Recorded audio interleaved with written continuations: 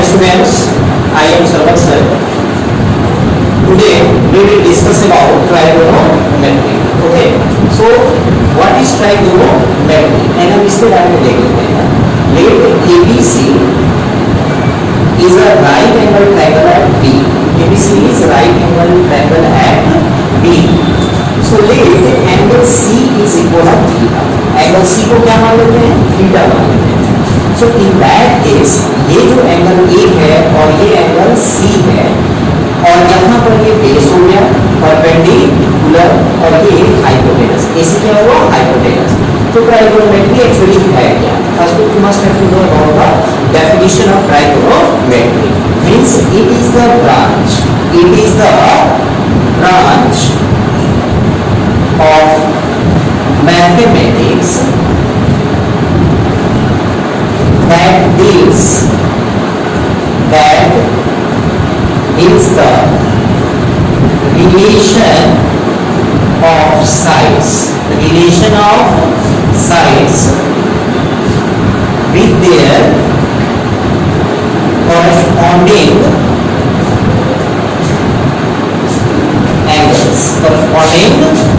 angles. यानी trigonometry क्या है? Trigonometry is the branch of mathematics that deals the relation of sides with their corresponding angles. Students इसका मतलब क्या है? सबसे पहले अगर हम एंगल C को लेते हैं, for angle C, okay, for angle C, जो अगर C लेते हैं तो C के सामने यानी अपोजिट जो साइड है C के अपोजिट कौन हुआ? AB हुआ. ओके स्टूडेंट, सो AB जो हुआ दैट विल बी परपेंडिकुलर और angle C AB will be P, BC will be base. Okay, means AB क्या हुआ? परपेंडिकुलर हुआ. इसके लिए C के लिए. लेकिन जब हम एंगल A को लेंगे फॉर एंगल A के लिए A के सामने का जो साइड है that is BC and it will be taken as perpendicular. यानी BC क्या हुआ? परपेंडिकुलर हुआ. और जो AB है adjacent side AB that will be base. यही है कुछ रिलेशन. जैसे एंगल C का कॉरस्पॉन्डिंग परपेंडिकुलर कौन हुआ?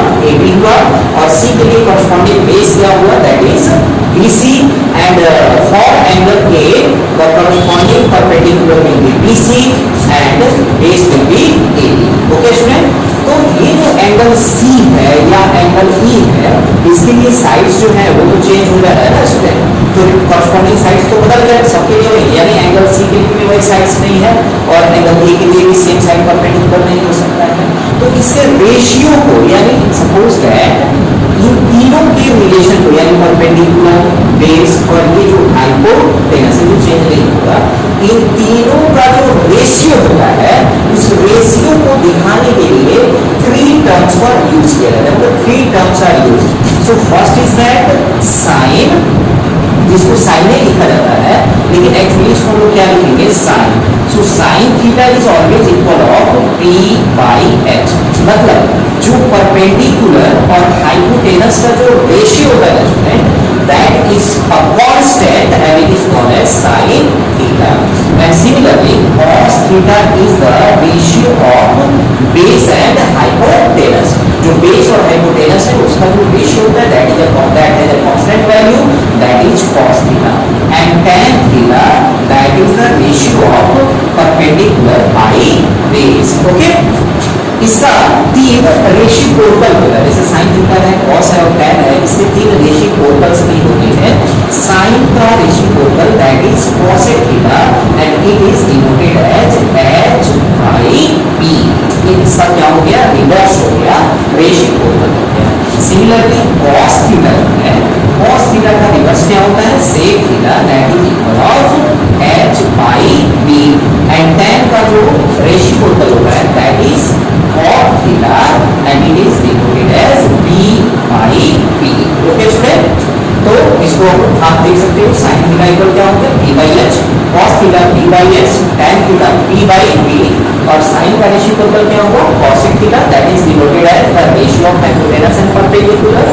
Sec theta is reciprocal of cos theta that is denoted as the ratio of hypotenuse and base, and the reciprocal of tan theta is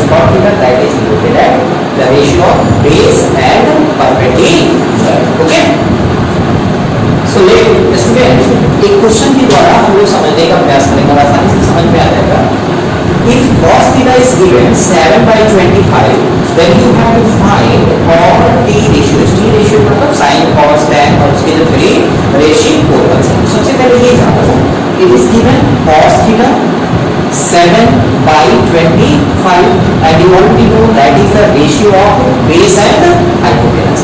यानी इसके द्वारा base क्या मिल गया 7 मिल गया, hypotenuse क्या है 25. So using Pythagoras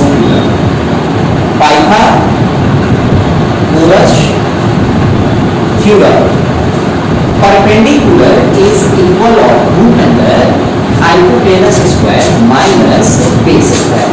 Okay, hypotenuse square minus base square. So hypotenuse is 25.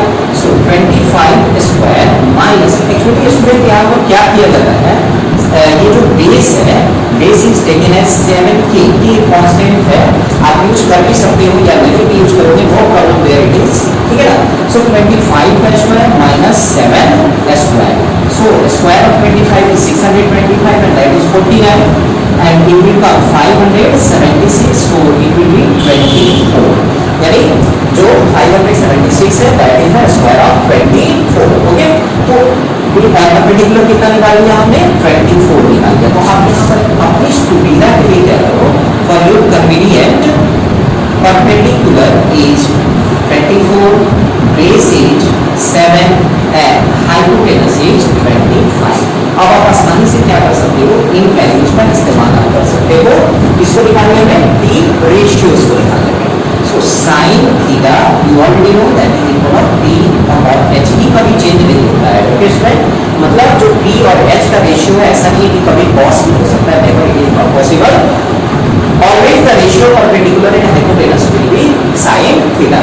So sin theta p by h को t कितना है स्टूडेंट्स 24 है. So 24 upon 25, this is the value of sin theta. And similarly cos theta is b upon h. Basis क्या है 7 by 25 and it is already given here in the question. Tan theta is b by b. So perpendicular is 24 and base is 7. So perpendicular 25 हो गया और base कितना हो गया 7. अब तीनों का अगर आप रेशिप्रोकल निकालते हो, ध्यान दो रेशिप्रोकल, तो साइन का क्या होगा cosec थीटा. सो cosec थीटा क्या होगा 25 by 24 and cos का रेशिप्रोकल क्या होगा sec theta. So sec theta will be 25 by 7. tan theta p by p है 25 by 7 है, so that will be cot theta and it will be 7 by 25. Okay student, 7 by 25. Any problem there it is? See, so cot theta p by p, so 7 by 25 it will be. Okay, so these are the values of t ratios. ये किसके values हो गए, t ratio के values हो गए. आप एक बार clearly बोल के देख लो. cos theta is given 7 by 25, so this is base by hypotenuse. So first by using Pythagoras theorem we have find the value of perpendicular, that is 124. Okay student, and perpendicular has become 24, base has become 7 and hypotenuse has become 25. So sin theta p by h, that is 24 by 25. cos theta p by h, that is 7 by 25. tan theta p by 2, so p is 24. Here it is 24 by 7, so it will be 24. 7 by 24. Okay friends, so there is the correction, 7 by 24. Okay. Okay, so next example is here. If sec theta is pi by 4, then show that sin theta minus 2 cos theta upon tan theta minus cot theta is equal to 12 by 7. ऐसा दिखाने के लिए questions आने वाला है. तो चलो सबसे पहले इसको फाइंड करते हैं. It is given sec theta equal 5 by 4. 5 by 4 it is given. So sec is the reciprocal of cos, so that will be h by b, means hypotenuse is 5 and base is 4. Again we have to use Pythagoras theorem. So using Pythagoras theorem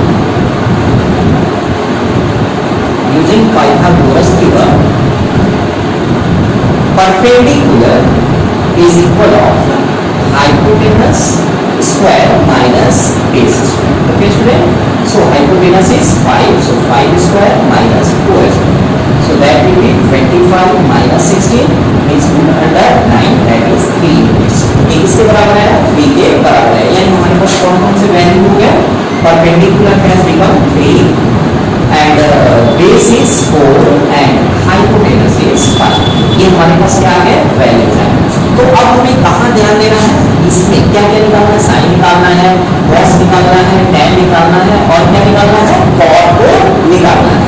तो पहले उन्हीं values को हम क्या करते हैं? Put on करते हैं। तो सबसे पहले sin theta that is p by h। So p का वैल्यू क्या है? 3 है और हाइपोटेनस क्या है? 5 है, 3/5 हो गया। Then cos theta that is p by h, so p का वैल्यू क्या है? 4 है, 4/5 and tan theta, so tan theta is p by b, so perpendicular is 3/4 and cot theta, so cot theta is equal b by p that is 4/3। ये हम लोगों ने क्या निकाल लिया? वैल्यू निकाला। इसके वैल्यूज को निकाला, उन सभी वैल्यूज को जो हमें यहाँ पर चाहिए। Okay, so using the term या फिर आप लिख सकते हो given terms, okay students, so it is given sin theta। okay, so see a sin theta directly value को पुट अप कर देते हैं।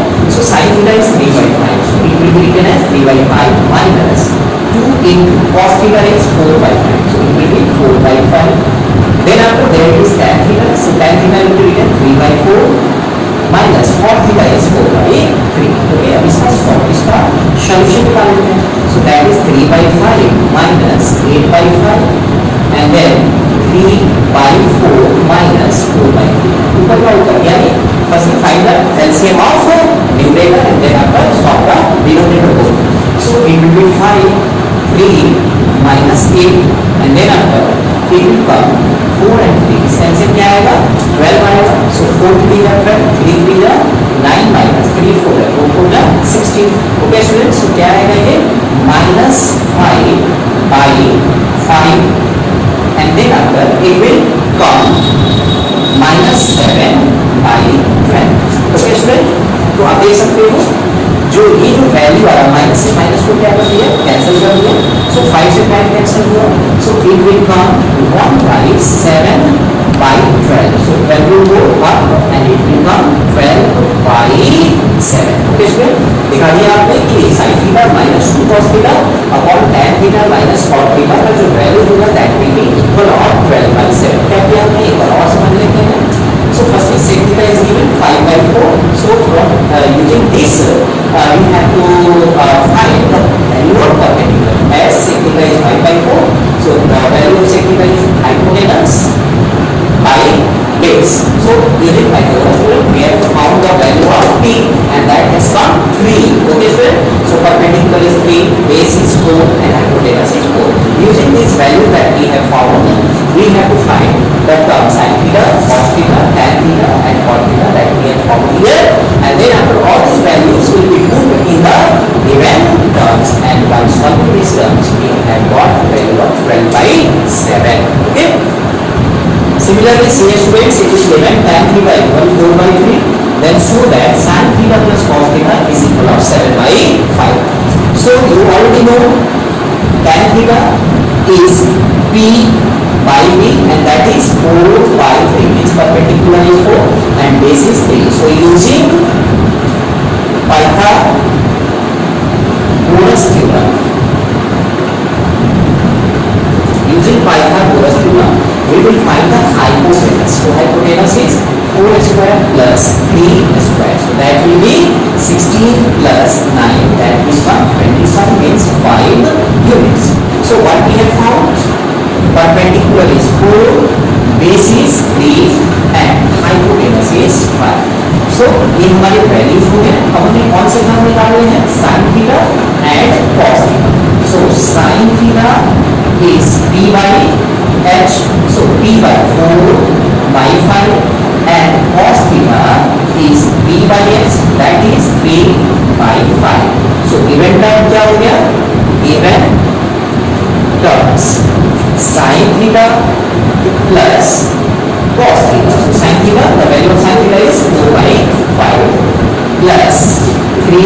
by 5. Answer will be 5. So 4 plus 3, so that will be 7 by 5. Okay students, so I think that you have understood all the chapters, all these terms, and you must have to try the first exercise. Exercise 8.1, according to the things or according to the terms that I have made you understand in this video. Thank you.